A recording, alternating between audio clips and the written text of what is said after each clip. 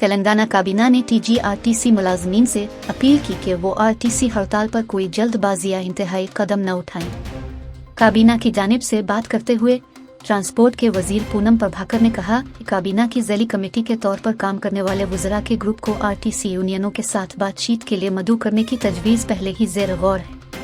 वरंगल के नरसिंहपेट समेत हालिया वाक़यात की रोशनी में उन्होंने कहा कि पूरी काबीना इस सूरत हाल पर संजीदगी से फिक्रमंद है।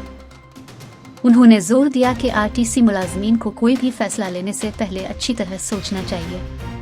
2013 से पहले के हालात का मौजूदा के साथ मुवाजना करते हुए उन्होंने कहा कि 2023 से हुकूमत ने Telangana state road transport corporation के मुलाजमीन के लिए कई फलाही इक़दाम किए हैं, जो देरीना मसाइल को हल करने और तंजीम के मुस्बत मुस्तकबिल को यकीनी बनाने के लिए मुसलसल काम कर रही है।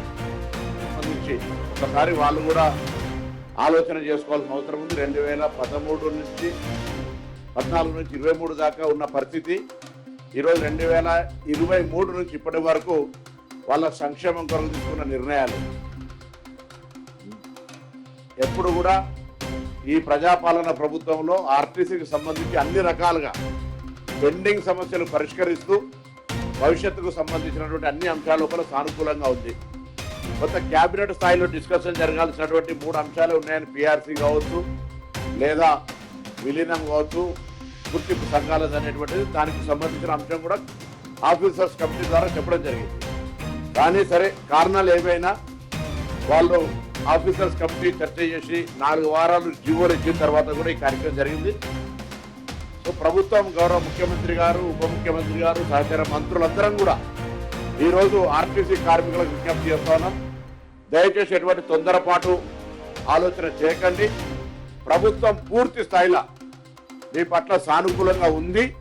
అన్ని అంశాలకు సంబంధించినటువంటి విషయం లోపల మంత్రివర్గ ఉపసంఘం త్వరలోనే రేపు ఎల్లుండి ఎప్పుడో కూర్చొని మీకు సంబంధించిన అన్ని అంశాలను వింటుందనే మాట మనం చేస్తూ మీ అందరూ కూడా తెలుసు, కొత్త పత్రికల ద్వారా సమాజానికి చెప్పడం కొరకు మేము అధికారంలోకి వచ్చిన తర్వాత అటు మహాలక్ష్మి పథకాన్ని ఇవ్వడమే కాక 2013 PRC పెండింగ్ బకాయిలు 280 కోట్లు ఇచ్చినాం।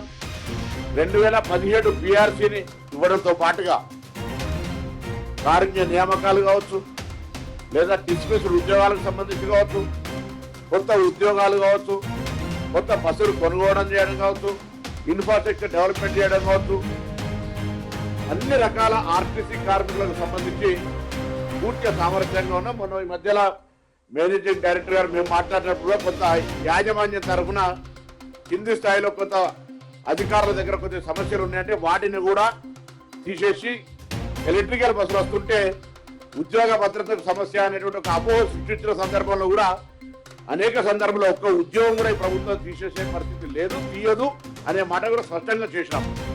కానీ బయట నుంచి కొంత ప్రోత్సాహం జరిగిందా లేకపోతే ఇంకొక ఉద్రేకపూరితమైన వాతావరణం కలిగిందా, ఏది ఏమైనా దయచేసి మరొకసారి అందరికీ తెలంగాణ ప్రభుత్వ పక్షాన ఈరోజు క్యాబినెట్లో చర్చించిన మేరకు కానీ వారి పట్ల ఇప్పటి వరకు అవలంబించిన తీరు పట్ల కానీ అందరికీ విజ్ఞప్తి చేస్తారు, దయచేసి ఎవరు కూడా ఎటువంటి అనాలోచిత నిర్ణయం తీసుకోవద్దు। కార్మికుల సంక్షేమం, ప్రయాణికుల సౌకర్యం, సంస్థ పరిరక్షణ అనే ప్రకారంగా ఈ ప్రభుత్వం వ్యవహారం చేస్తుంది। ఈరోజు ఒక రవాణా శాఖ మంత్రిగానో లేకపోతే ఇంకొక మంత్రి కాకుండా మొత్తం క్యాబినెట్ అంతా కూడా ఈ పట్ల కన్సర్న్ ఉంది అనేటువంటి మాట సందర్భంగా వ్యక్తం చేస్తాం।